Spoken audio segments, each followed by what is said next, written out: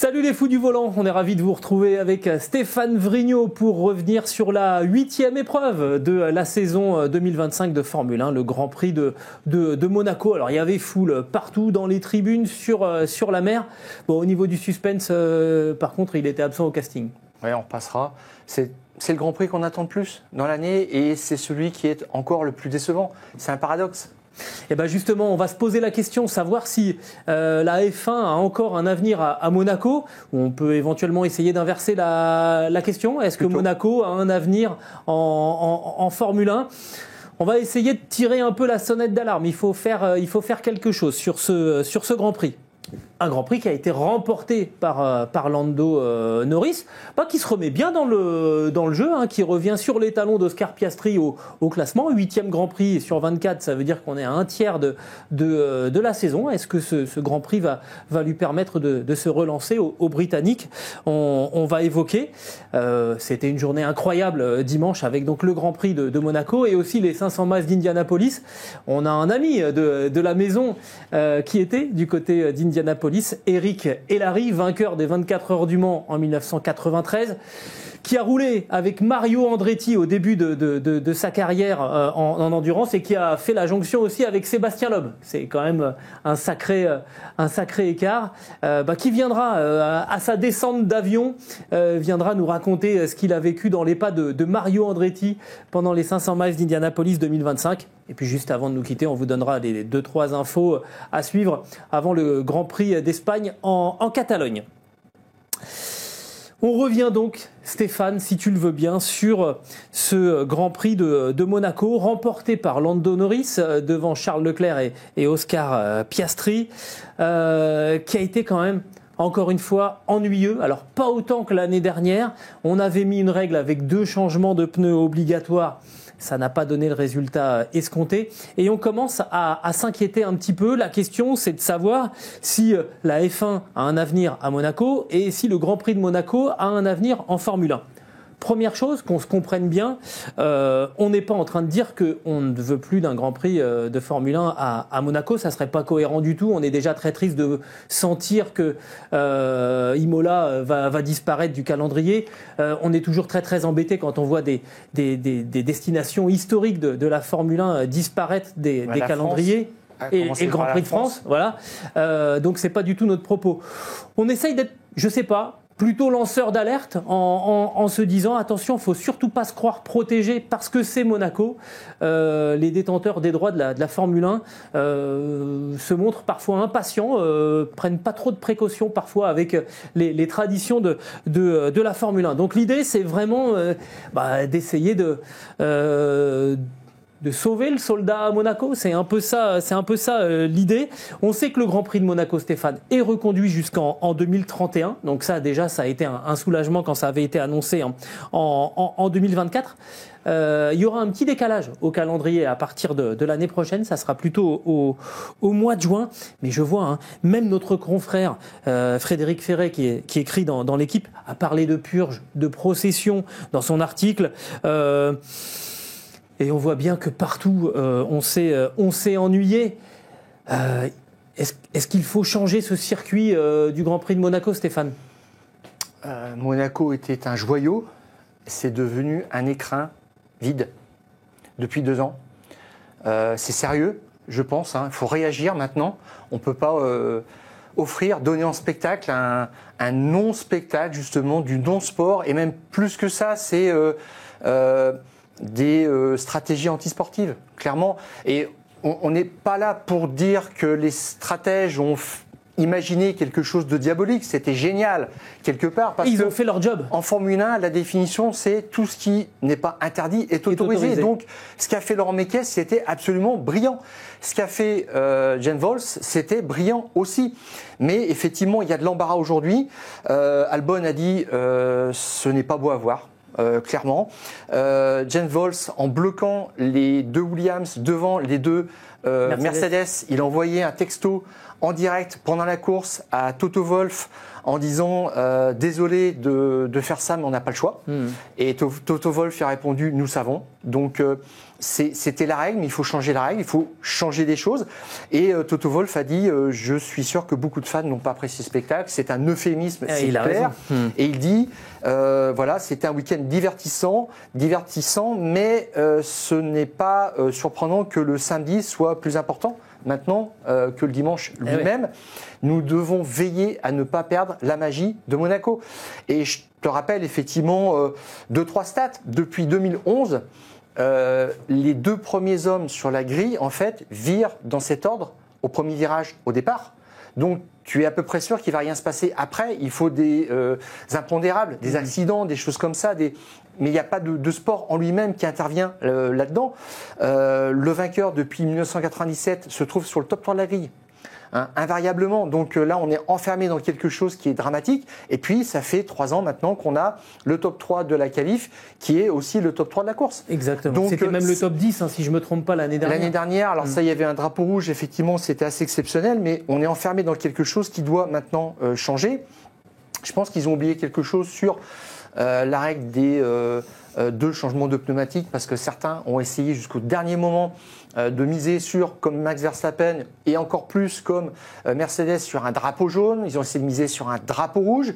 Mercedes a fini par miser sur un miracle. Je ne sais pas comment est-ce qu'il serait arrivé. Voilà, mais c'était une course d'attente. Ils étaient un petit peu enfermés dehors. Mercedes, comme d'autres. On ne peut pas leur reprocher ça, on ne peut pas dire les stratèges se sont plantés, ils avaient une certaine logique, ils attendaient qu'il se passe quelque chose. Mais même chez Mercedes, j'avoue que j'ai du mal à comprendre ce qui s'est passé. Mais les deux, il fallait, je pense, imposer un premier changement de pneus dans les 25 premiers tours. Et puis être sûr d'avoir fait les 2 changements de pneus sur les 50 premiers tours. Ça devient une usine à gaz. Oui, mais c'est ce qu'ils avaient fait au Qatar, ça avait pas mal fonctionné. Ça, c'était pour avec des motifs de sécurité, parce qu'ils ne savaient pas si les pneus allaient tenir. Donc ça, c'était raisonnable, c'était bien, c'était intelligent. Et ça avait donné d'ailleurs une course assez dynamique. Et puis là, on n'a rien vu de tout ça, au contraire. C'était même l'inverse. Ce qui ressort de tout ça, finalement, c'est que c'est peut-être le tracé en lui-même qui est en cause, parce que moi, j'ai pas vu grand-chose à Sainte-Dévote. Pas de tentative de dépassement, ou très très peu. Vraiment, franchement, c'était en queue de peloton. J'ai rien vu non plus, pas d'attaque à l'épingle. Des fois, il y a un petit malin qui se glisse quand même là. Il n'y a rien de chez rien. À la Rascasse non plus. Et puis à la sortie du tunnel. La chicane. Voilà, Stroll a fait quelque chose sur la Sauber au dernier moment. Bon, tu te dis que c'est maintenant le circuit qui pose problème, peut-être. Et puis, tu as aussi un tour qui se fait en 1 minute 9. Donc, ça veut dire que tu passes beaucoup plus vite partout et que finalement, tu as moins d'opportunités. C'est presque une loi physique. Voilà. Donc, moi, on en vient maintenant à se dire, est-ce qu'il n'y a pas quelque chose à changer sur ce circuit en conservant quand même son ADN? Et on a vu des projets un petit peu à travers le temps, des propositions dans la presse, en disant, est-ce qu'on ne pourrait pas modifier un petit peu le circuit? On en regarde 3, Stéphane, rapidement. Oui, tout à fait. Alors, je te parle de changer le circuit, mais pas qu'il devienne quelque chose d'autre. Là, sur l'ADN même du circuit, sur les incontournables, je dirais, sur les intouchables. Tu as Sainte-Dévote, tu as la place du Casino, parce que c'est un lieu important de vie des Monégasques. Et puis c'est aussi un contributeur important au montage financier du Grand Prix, donc ça tu ne peux pas passer à côté. L'épingle, le tunnel forcément et le S de la piscine. Et finalement, quand on regarde un petit peu ça, il ne faudrait pas toucher à ces zones-là. Et bien là, tu as quand même 3 points importants sur lesquels tu peux éventuellement travailler pour dire est-ce qu'on rallongerait un petit peu le circuit, 500 mètres, 1 km, je ne sais pas. Il ne faut pas non plus que le circuit passe de 3 km 3 à 7 km, ce n'est pas le but. En fait, ce n'est même pas une question de rajouter beaucoup de distance, c'est juste de créer des possibilités de dépassement. De créer une possibilité de dépassement qui serait déjà beaucoup, je pense. Ouais. Et là, on a imaginé, on a regardé par rapport à ce qui est créé là, ces 3 opportunités. Alors, j'en vois une après le Casino et juste avant l'épingle, qu'on va appeler la boucle nord, et qui a quand même un défaut, c'est qu'on part sur une rue assez étroite dans un premier temps, puis après c'est quand même assez sinueux, et on a quand même une portion rectiligne qui est intéressante sur un boulevard qui est assez large, mais si tu regardes bien, Gilles, cette portion n'est pas beaucoup plus longue que la descente vers Mirabeau. Oui. Donc là, ce serait déplacer le problème. Bon, voilà. On a vu aussi même quelqu'un comme Gary Anderson, qui a été directeur technique chez Jordan, une écurie qui a gagné des Grands Prix, qui avait proposé une boucle à l'est du circuit, juste après en fait l'épingle au virage du Portier. On fait une boucle et on revient ensuite à l'entrée du tunnel et on passerait sur le boulevard Princesse Grace. Et bien là, quand on regarde il est trop étroit. de façon réaliste, c'est trop étroit. Tu me disais, Gilles, c'est pas une rue, c'est une contre-allée. Oui, c'est presque une contre-allée. Il y a peut-être plus le boulevard du Larvoto qui peut éventuellement permettre... Oui, mais tu peux pas le connecter sur un retour ensuite, parce que en espérant dépasser, en fait, il faut créer une zone assez large pour dépasser tout simplement avant le tunnel, idéalement. Et puis, il y a cette zone, justement, qu'on avait aussi signalée sur la grille de départ, cette zone entre la Rascasse et puis Sainte-Dévote, où là, il y a peut-être une possibilité, ce qu'on appelle, là ici, la boucle à l'ouest du circuit. En passant par la place d'Armes. Qui passerait par l'avenue du Port et la rue Grimaldi, qui est assez intéressante parce que là, c'est une voie à 3. Ouais, un peu plus large. Voilà, zone de circulation. Donc là, c'est assez intéressant.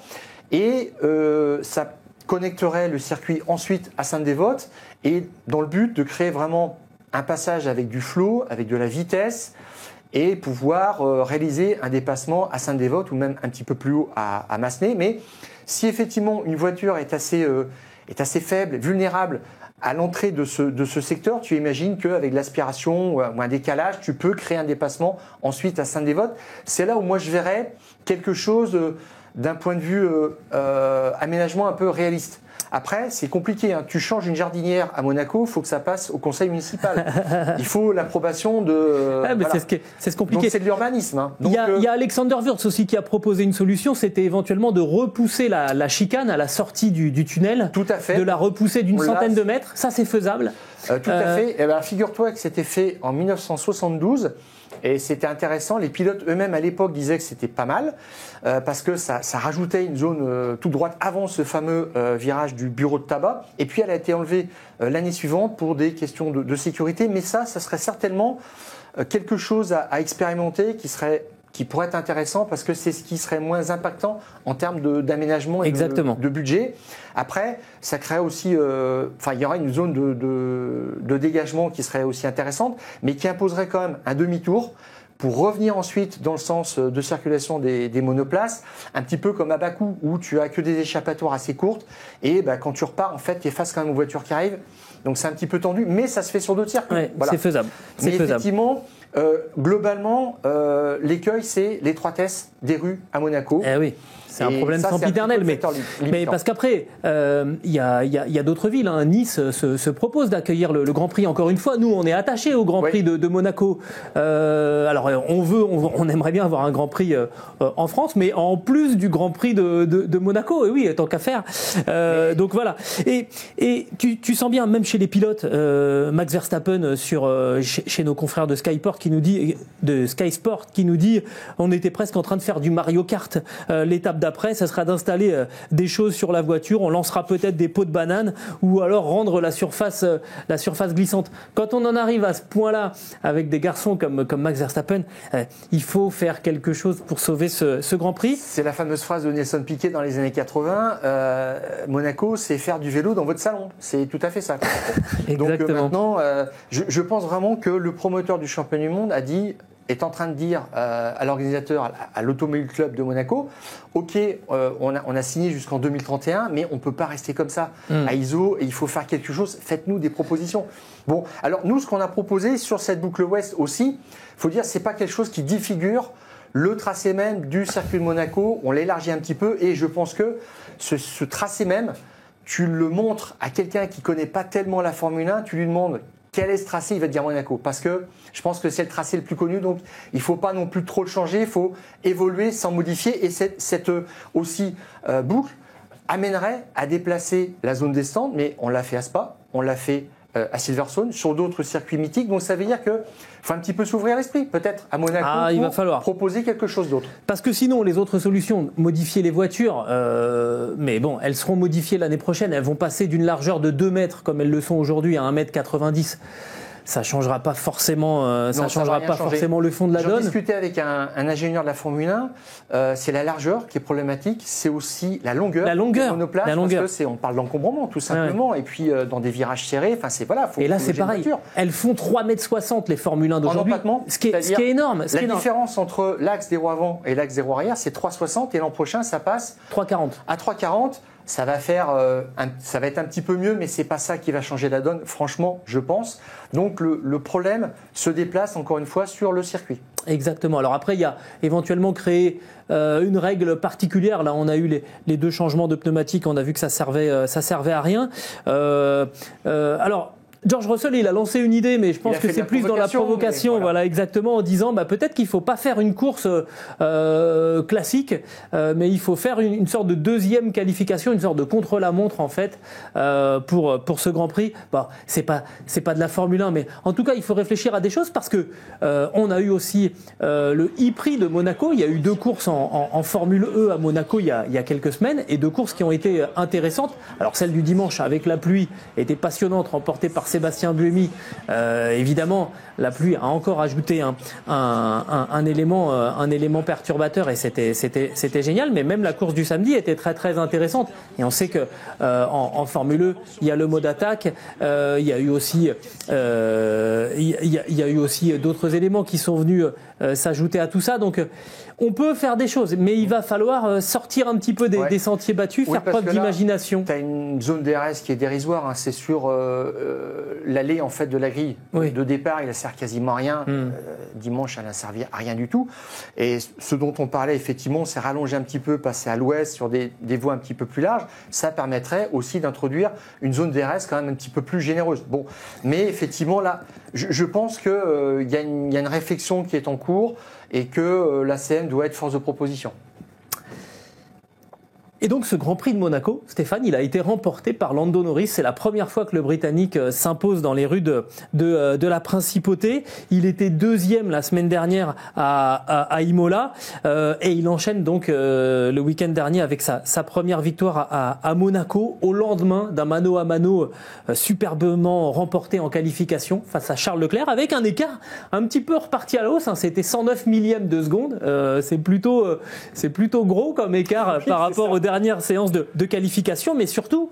Une stratégie géniale de McLaren, prévoir 2 tours, donc qu'il y ait 2 tours, pour avoir 2 chances de faire la pole. Et ça a marché, quoi. Exactement. Il a sorti un tour, mais vraiment magique. Hein. Alors que jusque-là, Charles Leclerc avait été vraiment souverain en dominant les trois séances d'essais libres. Et sur ces 2 derniers Grands Prix, eh bien, Lando Norris, il a repris 13 points à Oscar Piastri pour revenir à 3 points donc de l'Australien avant ce Grand Prix d'Espagne à Barcelone. On est donc après 8 Grands Prix à un tiers de la saison et on a le sentiment que Lando Norris a repris un petit peu de la superbe. Est-ce que ça peut maintenant constituer un revirement dans le bras de fer qui l'oppose à Oscar Piastri?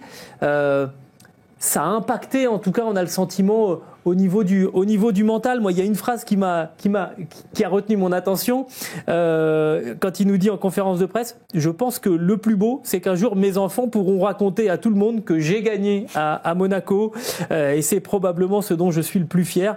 Et je pourrais dire dans 30 ans, j'ai maîtrisé Monaco cette année-là. Il se projette loin, le gars, quand même, parce qu'on rappelle qu'il n'a pas d'enfant encore. Ouais. Il a surtout fait quelque chose d'un peu spécial, même d'un peu fou, déraisonnable. Il bat le meilleur tour en course au dernier tour. C'est quelque chose qui était arrivé qu'une seule fois depuis 1974. Sébastien Vettel en 2011.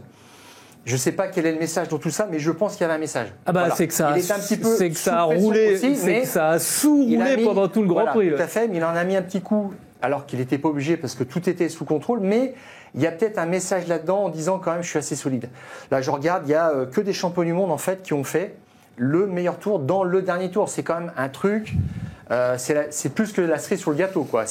Voilà, je vois des gens comme Fangio, Surtees, Hill, Rindt, Stewart, excuse du peu. Oui. Et à l'époque il y avait 100 tours parfois. Ça veut dire que ça date pas. Enfin là, le dernier, ça date pas d'hier. Fangio c'était 56, Vettel c'était 2011. Ouais, 2011. Ouais. Voilà.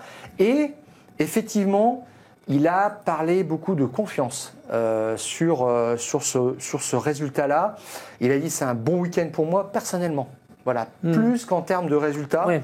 Et il a dit ça me fait vraiment du bien avant Barcelone. Alors, on en a parlé de cet aspect, mental de Lando Norris. Figure-toi que justement, il avait un petit peu vacillé. C'est pas psychologiquement, mais il y avait une sorte de mélancolie, parce que depuis le début de la saison quand même, la voiture, il cohabite avec cette voiture, il ne l'aime pas, il essaie d'adapter son pilotage, mais il n'arrive pas vraiment. Là, il était en confiance sur un tour, et puis il a réussi à... Bon, voilà, il y avait un rythme un petit peu plus modéré, donc il avait une certaine marge de sécurité quand même, mais là, on est sur un triple leader. On est à mi-chemin du triple leader. Il dit « j'avais besoin de cette confiance ». Et quand il l'exprime aussi à Bahreïn, on est au milieu d'un triple leader. Japon, Bahreïn, Arabie Saoudite. Et je pense que ces 3 courses qui s'enchaînent comme ça, c'est peut-être une charge, une pression qui est trop forte pour lui. Je ne sais pas bien. Là, il a l'air de l'encaisser maintenant. Il a parfois dit qu'il avait besoin effectivement de se reposer, de couper avant d'embrayer sur un autre événement. Et que tout ça, ça se bouscule un petit peu. Et tu disais, effectivement, est-ce qu'il est parti pour de bon ? Moi, ça me donne l'impression qu'il est un petit peu cyclotimique maintenant. Alors, sans vouloir faire de la psychologie à 2 balles, supermarché, mais juste dire que il passe par phase où il est bien, il exprime, et puis d'autres où il exprime aussi ses doutes parce qu'il n'a pas de problème avec ça. Et ça, c'est bien. Je me permets d'insister là-dessus, Stéphane, parce que dans une tournure de phrase, on avait pu donner le sentiment de lui avoir reproché, tu sais, qu'il ait parlé de ses difficultés pendant le Covid. Oui. Et c'était pas du tout une façon de se moquer de lui, ni de lui reprocher. Je sais qu'on nous l'a, c'est ce qu'il y a de bien sur YouTube. Je sais que vous nous dites à chaque fois, remettez-nous le podcast. Ok, c'est pas notre choix, c'est pas de notre faute. Voilà, comme ça c'est dit. En revanche, on avait peut-être là, on s'était sans doute mal exprimé. On ne lui reproche pas ça. C'est même très bien d'ailleurs de le faire. Tous les avis par rapport à ça me sont indifférents. Voilà, oui, je suis pas. Il fait son truc. Voilà, il dit ce qu'il a sur le cœur. C'est vraiment bien parce que on en a beaucoup qui font de la politique là-dessus. Sur ce tour de qualif, il a dit aussi effectivement. J'étais plus ému samedi de signer la pole parce que j'avais besoin de retrouver ma vitesse. Ouais. Samedi, en tour qualif, il commençait à douter. Oui, à psychoter un petit peu. Hein. Alors, moi, je le perçois aussi d'une façon un petit peu différente. Là, il restait sur 6 courses sans victoire. Il avait gagné à Melbourne et c'était terminé. Et là, il a dit, j'avais retrouvé samedi ma vitesse de Melbourne. Et il a dit, j'ai beaucoup travaillé ces dernières semaines, ces derniers mois pour retrouver la dynamique de Melbourne. Ouais. Ça veut dire quand même qu'il avait un travail sur lui-même et il a dit c'est pas fini parce que ça ne vient pas que de moi, ça vient aussi de l'écurie qui me construit une très bonne voiture. Il n'y a pas de problème, mais j'ai besoin de choses. Il a parlé d'autres choses, ouais, c'est ça. Alors, sans s'étaler dessus, mais tu sens qu'il y a un vrai travail d'ensemble qui est fait en ce moment. Je le sens différent. Norris, je vais te dire pourquoi. Il commence la Formule 1 en 2019. Et pour moi, pendant 2 ou 3 ans, 3-4 ans, c'était quand même le petit rapporteur. Je prends la radio, je dénonce les copains, j'ai vu ceci, cela, des images que tout le monde avait vues, des millions de personnes avaient vues, mais il avait besoin de l'exprimer pour essayer aussi d'influencer le comportement des stewards à la FIA, d'essayer d'obtenir des pénalités, mais je me disais, mais... Je corrige un petit peu, pour se donner le sentiment d'influencer aussi, tu vois ? Oui, mais là-dessus, je me disais, mais est-ce qu'il ne ferait pas mieux quand même de s'occuper de lui d'abord plutôt que de choses. Et il n'est pas le seul dans ce cas-là. Il a très peu de prise. On lui disait souvent c'est noté, on a vu, etc. Donc c'était quasiment inutile et je trouvais à cette époque qu'il se dispersait. Et je te dis, il y avait le côté un petit peu cafeteur qui faisait de lui quelqu'un d'un petit peu déplaisant. Et puis dans des documentaires sur la Formule 1, on avait vu aussi que c'était encore un ado qui n'était peut-être pas entré dans l'âge adulte parce que ça se bouscule. Les promotions d'année en année, il faut pouvoir grandir aussi. Et c'est ce qu'il avait dit. Et en 2019, il avait souffert d'une chose aussi, c'est qu'il savait qu'il allait faire une saison Formule 1. Il ne savait pas ce qu'il y avait après. Et après, on lui dit, bon, on repart, il y a le Covid. Et là, il commence à gamberger. Et il a fallu mettre en place tout ça. Il a confié qu'il avait souffert de tout ça, que c'était fragile. Et je trouve que depuis l'année dernière, il est beaucoup moins comme ça. Beaucoup moins à s'occuper de choses dont il n'a pas l'influence, qu'il est focus sur lui parce qu'il a un nouveau coéquipier qui est monté en puissance. 2023, il avait un peu à sa botte. Et 2024, il a commencé à sentir Piastri monter en gamme. Et là, il s'est dit, lui, il est froid. C'est pas qu'il est glacial, mais il est pas émotionnel. Et il faut que je sois comme ça aussi parce qu'autrement, je vais me perdre. Et je trouve qu'il est très bien là-dessus. Et dans les conversations radio, vraiment maintenant, tu l'entends. Il n'y a plus tellement de choses qui sont inutiles. Et si tu veux, c'est assez marrant. Mais quelqu'un comme Verstappen, est-ce que tu l'as entendu cette année être caustique, ironique, avec Giampiero Lambiase? Non, ça c'est bien. Voilà, parce que l'année dernière, il est assez dominant. Il avait une voiture qui avait de la marge. Ça a été un petit peu plus compliqué sur la fin de saison, la deuxième partie de saison. Et là, cette année, il sait qu'il va falloir jouer collectif, qu'il va falloir être fédérateur et que c'est pas le moment de diviser. Et il a même fait de l'humour. Alors ça, il en faisait aussi, mais ça, c'était pour moi la punchline du dimanche. Mes rapports de boîte de vitesse sont un peu en mode Grand Prix de Monaco 72. Voilà, donc ça, c'était assez drôle. Et il a arrêté de balancer des pics quand même sur son équipe aussi. Donc, tu les sens chez les uns et chez les autres. Avoir pris un petit peu d'épaisseur. Oui, tout à fait. Et qu'il s'adapte un peu plus à ça. Et peut-être que Norris a aussi réalisé qu'il faut se concentrer sur ce qu'on influence, sur sa propre performance, son bien-être aussi. Comme ça, quand on est bien dans sa vie, on pilote bien. Et puis voilà, terminé. Il a même parlé de ses enfants qu'il n'a pas encore. C'est ça, c'est génial. C'est quand même assez incroyable. Alors, ok, je suis d'accord avec toi. Je pense qu'on a dû travailler aussi sur des éléments le concernant. En face, Oscar Piastri, alors il avait fait la pole à Imola, il se fait surprendre au premier tour à Imola. Et là, il l'a dit qu'il n'était pas très très heureux dans sa voiture. Il a un petit peu de mal. Piastri, il n'a pas aussi l'expérience qu'a Lando Norris. Lando Norris, il a été dans la course au titre quasiment jusqu'au bout l'année dernière. On sait que il y a une notion d'endurance à la pression, faut bien imaginer, les mecs ils dorment, ils pensent à ça, ils se lèvent, ils pensent à ça, ils mangent, ils pensent à ça, enfin c'est toute leur vie. Nico Rosberg, une fois champion du monde, il est parti parce que il l'a dit, c'est pas moi. C'est trop pour quelqu'un de normalement constitué. Donc il y a peut-être ça aussi. Là c'est un triple header avec beaucoup de charge mentale et peut-être que ça atteint plus Piastri que ce qu'on veut bien croire. Et on va voir maintenant si la dynamique a changé un petit peu de côté. Norris, c'est un autre problème, c'est que l'année dernière, il a dit j'ai perdu le titre contre Verstappen, je ne suis pas tellement passé près du titre. Il a été assez honnête avec ça, mais il a dit bon, c'est pas grave, l'an prochain ça va le faire. Mais c'est pas pour autant que, même si tu as une meilleure voiture, tout va couler.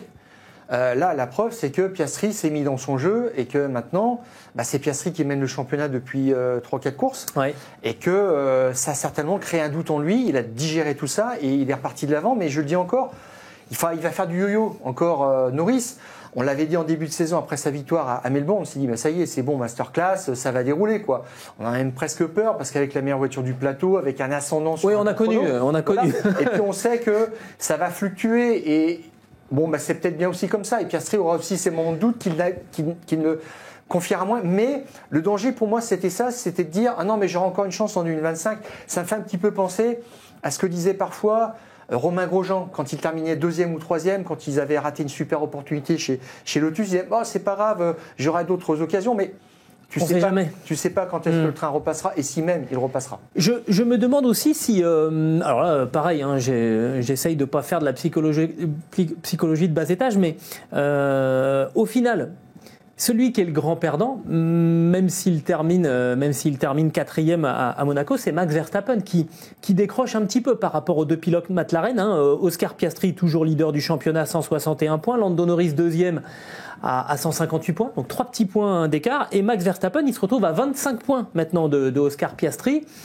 Il est toujours dans le jeu. Attention, on n'a fait un tiers du championnat et en gros on sait bien que Verstappen essaye de faire le dos rond en attendant quelque chose qui puisse lui permettre de jouer la victoire plus régulièrement face aux deux McLaren. Mais est-ce que Lando Norris se dit pas allez, maintenant il n'y a plus qu'un seul adversaire et qu'il a évidemment pas le même complexe face à Piastri que face à Verstappen, tu vois, peut-être que ça peut aussi le regonfler un petit peu de ce côté-là. Je pense qu'il calcule comme ça, oui, tout à fait. Et ça sera peut-être un peu plus apaisé chez McLaren quand ils ont éloigner la menace Verstappen.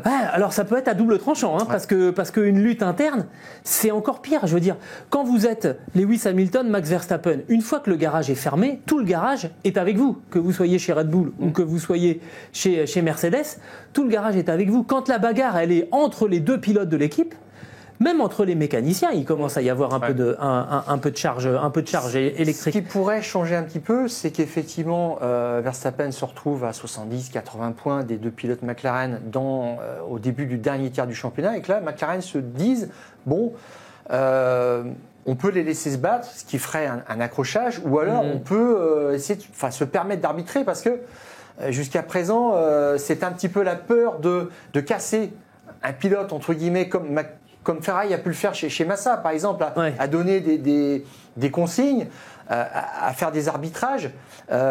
C'est peut-être quelque chose qui, ensuite, dans un duel, serait exacerbé. Et pour l'instant, il y a encore cette menace Verstappen. Donc, tout le monde se tient bien. Mais il viendra peut-être un moment où, effectivement, ça deviendra un petit peu plus dur. Et je sens Piastri beaucoup plus préparé à gagner de façon froide que Norris. Et avec peut-être un parfum un petit peu d'injustice. On verra bien. Mais... Bon, en tout cas, c'est une bonne nouvelle pour le championnat. Mais de toute façon, là, c'est un coup Verstappen, un coup Piastri, un coup Norris. Donc, ça nous va très bien. C'est vrai que Verstappen est un petit peu maintenant sur la défensive. Il gagnera peut-être le prochain Grand Prix. Parce qu'il l'avait dit. Hein, il l'avait dit, Monaco, ça sera pas notre terrain de jeu. Ça l'a plutôt confirmé. Et on verra. C'est McLaren qui a encore dominé. Exactement. Stéphane, on va faire une petite pause et je te propose justement de passer de 2 à 3 dans les fous du volant. Aujourd'hui, on va prendre la direction d'un aéroport, Charles de Gaulle en l'occurrence, où Eric Hellary vient de se poser en provenance des États-Unis. Alors on a échangé des messages pendant tout le week-end avec Eric. Je lui ai proposé de nous raconter comment ça se passe, comment ça s'est passé pour lui du côté des 500 miles d'Indianapolis. On se connecte avec Eric Hellary qui nous parle justement de ce qu'il a vécu le week-end dernier à Indianapolis. Et comme promis, on est maintenant connecté avec Eric Hellary. Alors Stéphane, il vient de descendre de son avion Washington Charles de Gaulle pour après un transit, je ne sais pas bien où il va. Merci beaucoup Eric Hellary de nous rejoindre, de vous connecter parce qu'on l'a dit, vous êtes allé faire la semaine à Indianapolis.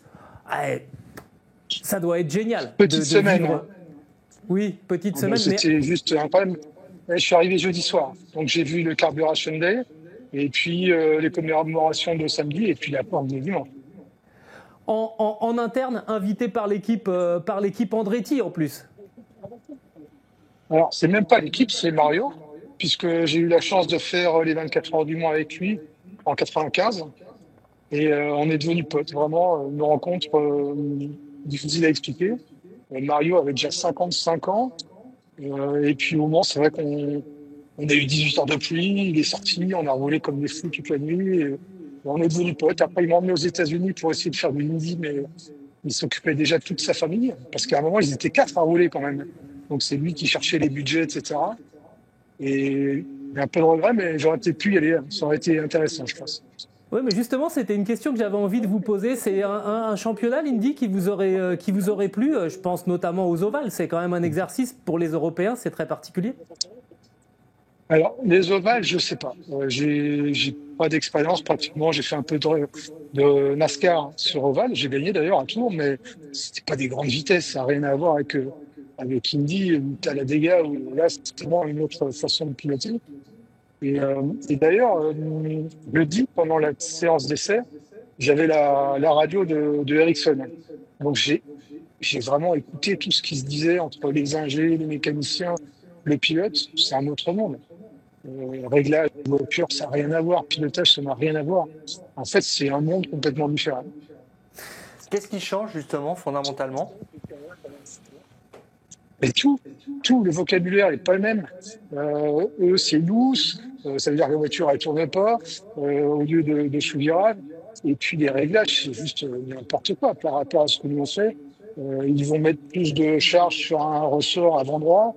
Les roues n'ont pas le même carrossage à droite qu'à gauche. La voiture est complètement dissymétrique. Le volant, il est droit en virage et il est de travers en ligne droite. C'est juste, ça n'a rien à voir. Est-ce que la vitesse t'a impressionné? La pole de Robert Schwarzman à 376 km/h, je rappelle, de moyenne. Je rappelle qu'à Indy, pour les pôles, en fait, les qualifs, c'est 4 tours lancés. On fait la moyenne des tours. 376 km/h sur 4 tours. Bon, toi, c'est ce que tu fais tous les jours pour aller à tes rendez-vous? Non, sur l'autoroute, bien sûr. Non, c'est très impressionnant. Beaucoup plus qu'à la télévision d'ailleurs, parce que à un moment j'étais en train de regarder la course dans une loge et j'avais des télévisions, et à la télé ça donne aucune impression de vitesse. Alors que quand la voiture passe devant toi, là c'est vraiment très impressionnant. Et les pilotes ont été beaucoup gênés par le vent, par les rafales cette année. Alors il y a eu pas mal de vent et surtout il faisait froid. C'était impressionnant parce qu'il faisait 15-16 degrés. Donc, il y a eu pas mal de sorties de route, notamment en début de course, avec McLaughlin qui se met de mur tout seul en chauffant les pneus, en tout cas en essayant de les chauffer. Ensuite, Marco, au premier tour, il se fait à peine pousser et la voiture part en survirage, il peut pas la ramener. Il n'y a même plus. On a eu un petit peu de retard au départ parce qu'il pleuvait et j'ai même eu peur que ça parte pas parce qu'il a plu pas mal.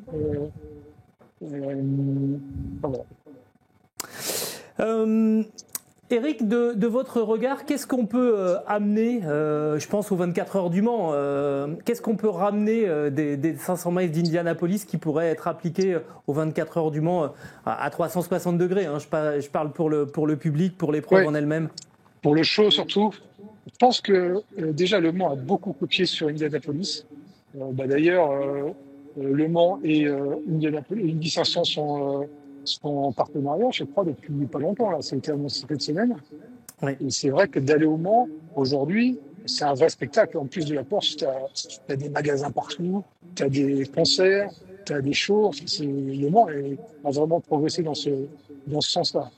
Tu évoques, Eric, cette édition 95, vous terminez deuxième et on a l'impression que c'est le grand regret de la carrière de Mario Andretti qui...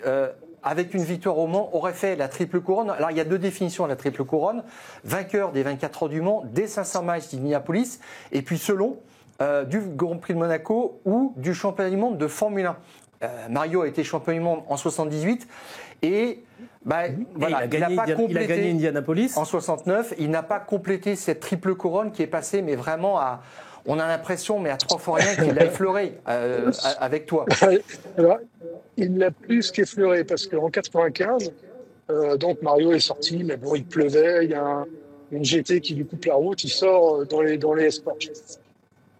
Courage répare notre voiture, on perd, je crois, 45 minutes, mais après, on roulait tellement plus vite que les autres qu'on arrive finalement à rattraper notre retard.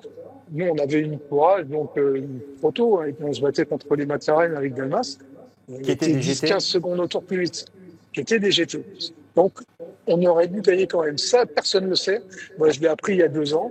En fait, on remonte, et à 2 heures de l'arrivée, ils se rendent compte chez Courage que le capot arrière qu'on a monté sur la voiture après le crash de Mario n'a pas les sponsors de l'équipe. Donc, ils nous arrêtent. Ils sortent un capot de derrière les fagots avec enfin les sponsors, sauf que le capot, il ne se monte pas. Et là, on perd 10 minutes. Donc on perd 10 minutes et on perd la course parce qu'il manquait des stickers sur le capot arrière. Et ça, je l'ai appris à Mario avant-hier, il n'y croyait pas. Mais il vous manque 3 minutes à l'arrivée. Et il nous manque 3 minutes, on est dans le même tour que Dalmas, alors que franchement, nous deux, on va dire, on a roulé en qualif pendant toute la course. Et il pleuvait, on a eu 19 heures de pluie, pas de safety car, rien du tout. C'était l'enfer, franchement. Et terminer deuxième dans le même tour que les vainqueurs, c'est dur. Et c'est encore plus dur pour lui parce qu'il n'a pas la triple couronne à cause de sponsors, de stickers qui n'étaient pas sur le capot arrière. Alors toi, un coup je vais te dire tu, un coup je vais te dire vous parce que on passe pas mal de temps. Oui, on va se tutoyer. Tu as roulé au Mans dans la 905 avec laquelle tu as gagné en 1993. Tu as roulé aussi dans la Toyota GT1. Tu as vu que les Toyota vont porter la même déco. Dans la McLaren F1, dans la Viper aussi. Oui. C'est quoi la voiture qui t'a donné le plus de sensations ? Clairement, c'était la Peugeot 905 groupe C. Hein, donc, c'était les dernières bêtes de course, tout comme les groupes B. C'est des voitures qui ont été extrêmes. Ça allait très vite, ça faisait un bruit incroyable. C'était peut-être un peu dangereux, surtout les groupes B. Et puis tout ça, ça a été banni après. On s'est retrouvé avec des autos bien plus aseptisées. La Toyota était une voiture formidable, mais beaucoup moins rapide que la Peugeot, beaucoup moins brutale. Donc oui, la Peugeot. Et celle qui m'a le moins plu, c'était clairement la Viper. J'ai détesté cette voiture. Pourquoi? Je crois que c'était un ensemble. Déjà, j'ai pas trop accroché avec l'écurie Oreca à ce moment-là, parce que moi j'aime bien un peu les paillettes et clairement là, il n'y en avait pas. Tout était fait pour la voiture, que pour la voiture. Les pilotes, on dormait dans les tentes Quechua, donc ça m'a pas trop plu. J'exagère, bien sûr. Mais non, je détestais à peu près tout. Et cette auto, en fait, je l'avais réglée 8 fois pour moi. Et enfin, je me sentais à peu près à l'aise dedans, sauf que Philippe Gach n'arrivait pas à la conduire. Donc, en fait, j'ai conduit une voiture qui était faite pour Philippe et je la détestais. Ça marchait pas, elle n'était pas faite pour moi. Tu as pu parler certainement avec Mario pendant ces quelques jours passés avec lui. Maintenant, il est très occupé par ce projet Cadillac. Comment est-ce que tu vois ça, voilà, de l'intérieur? Son engagement, maintenant, il a été une caution forte quand même. Son fils a essayé d'avoir cette licence qu'il n'a pas obtenue. Il est allé chercher Cadillac et Mario est resté vraiment maintenant la figure de proue de tout ça, même à 85 ans. C'est beau ce qu'il fait, le dynamisme qu'il a, l'engagement, l'énergie qu'il a à mettre là-dedans. C'est un passionné, c'est clair. Et qu'est-ce que tu en perçois aussi de ce nouveau grand projet qui va démarrer en 2026. La voiture sera sur la piste et sur les grilles de départ.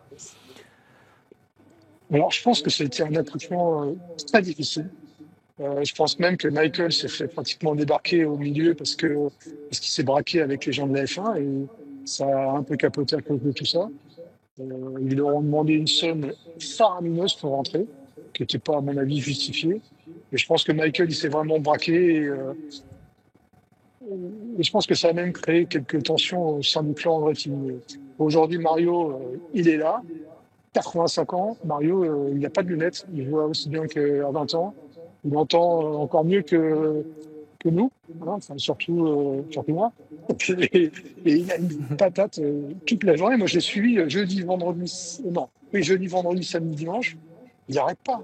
Il s'arrête pas. Il signe toute la journée. Il plaisante avec les gens, il fait des interviews, il travaille et il est juste incroyable. Donc il va être sur tous les fronts là l'an prochain, véritablement. Oui, je pense qu'il va surtout être sur la F1 parce que c'est difficile de faire les deux. On parlait de sa période où il roulait en F1 et en Indy. Et il m'a dit qu'il avait pris 24 fois le Concorde pour passer d'un continent à un continent à l'autre. Aujourd'hui, il n'y a plus de Concorde, donc c'est quand même plus compliqué. Ouais. Et d'ailleurs, ça, c'était sa caractéristique. Effectivement, quand il était en F1, il rentrait aux États-Unis en Concorde à chaque fois. Et c'est son fils Michael qui a fait la même chose en 93 quand il a été titularisé chez McLaren. Et Ron Dennis, le boss de l'époque de McLaren, m'a dit on arrête. Maintenant, aujourd'hui, ça ne marche plus. Il a continué et ça pouvait encore moins marcher avec un coéquipier comme Ayrton Senna. Et c'est vrai qu'il y avait une différence de culture. Alors après, ce problème, on en a parlé avec Mario à l'époque parce que il m'a dit mais Michael c'est un mec formidablement rapide, je comprends pas. Il me dit la seule problématique c'est qu'il n'y a pas d'essai. En 93 en fait les essais étaient déjà limités et Senna qui avait fait toute sa carrière, qui avait fait des centaines d'heures d'essais sur tous les circuits, Michael connaissait pas les circuits. Donc c'était très compliqué pour lui. Et on le voit, surtout à l'époque, parce qu'aujourd'hui, les voitures sont très assistées. C'est quand même plus simple. On voit les jeunes tout de suite. Berman, il monte dans la Ferrari, il est tout de suite dans le coup. Je pense qu'à l'époque, c'était plus compliqué quand même. Et puis il y a les simulateurs aujourd'hui qu'il n'y avait pas à l'époque. Ah ouais. C'est vrai qu'à l'époque, le simulateur, c'était la Nintendo, c'était pas génial. Quand on parle d'engagement multiple, McLaren aussi a annoncé son retour au 24 Heures du Mans en 2027 avec un objectif extraordinaire, fabuleux, peut-être fou, de faire la triple couronne en 15 jours, 3 semaines, c'est-à-dire remporter les 500 miles d'Indianapolis, remporter le Grand Prix de Monaco et les 24 heures du Mans, est-ce que ça, c'est possible, même pour Zak Brown, qui connaît quand même le succès maintenant sur à peu près tous les fronts lui aussi. Il est à peu près dans tout ce qui est comme catégorie qui roule dans le monde. Sincèrement, s'ils arrivent à remporter ces 3 courses, là, la même année. Il y a moins de chances que de gagner au loto. Hein, parce que Indianapolis, il faut vraiment être là au bon moment. Faut que tout se passe bien. Il faut que ton pilote il double souvent dans le dernier tour. Monaco, il faut faire la pole.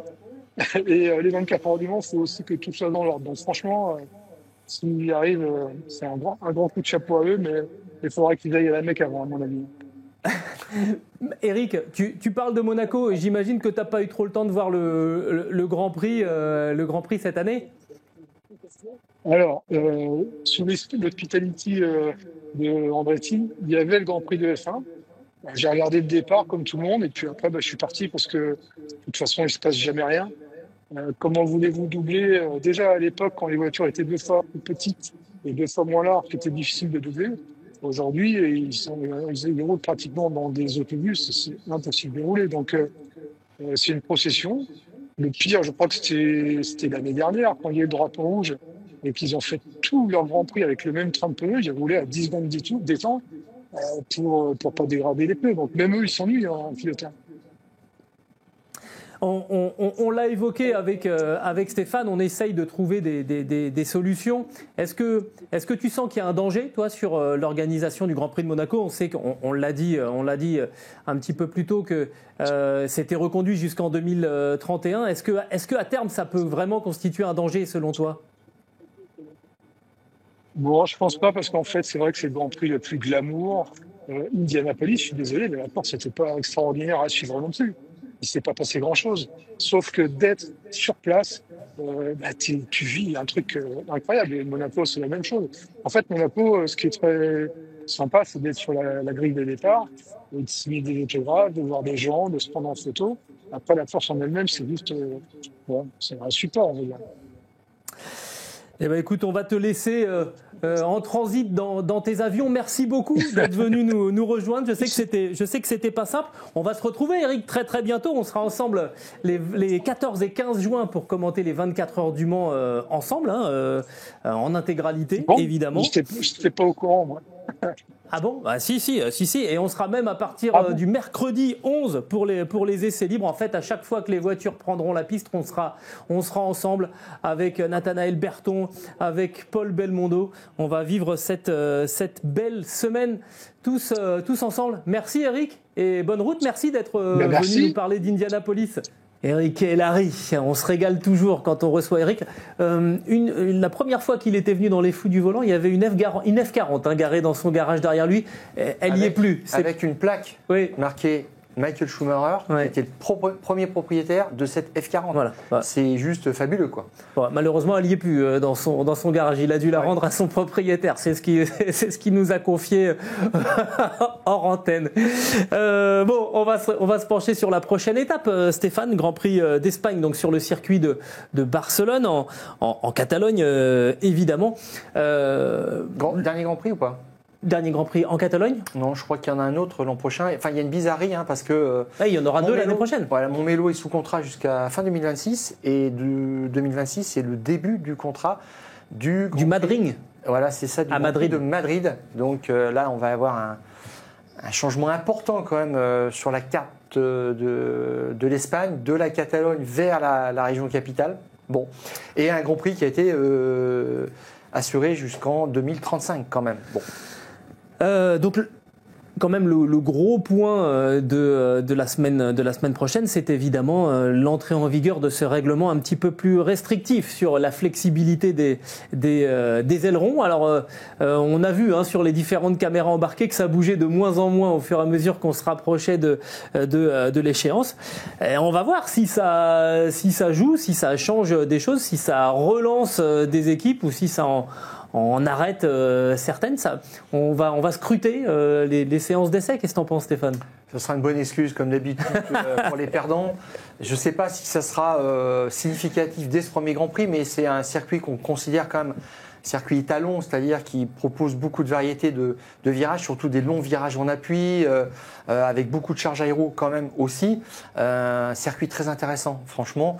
Qui n'est pas celui sur lequel il y a le plus de dépassements non plus. Hein. Ah ben ça, c'est sûr que c'est pas dingue. J'ai regardé sur les 34 Grands Prix qui se sont disputés, le vainqueur était issu 24 fois de la pole position. Ah ouais. Tu vois que ça bouge pas beaucoup. 7 fois de la 2e place et puis une fois de la 3e, une fois de la 4e, une fois de la 5e place. Donc, regardez bien surtout la première ligne dimanche et puis vous aurez le vainqueur déjà. On verra. Après, on peut être surpris. Hein. La météo, il peut y avoir d'autres événements qui se mettent là-dedans. Mais je note aussi que les 9 derniers vainqueurs s'appellent soit Max Verstappen, soit Lewis Hamilton. D'accord.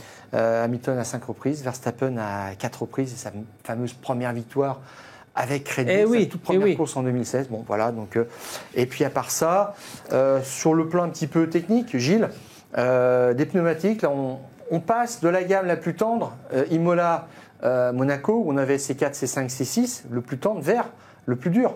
C1, C2, C3, donc ça va quand même changer pas mal de choses. Il va falloir s'adapter aussi pour les pilotes, ça va changer la donne. Il y a une équipe qui va devoir se réveiller, c'est Mercedes. 6 points inscrits sur les 2 derniers Grands Prix, avec l'abandon d'Antonelli à Imola et la 7e place de Russell.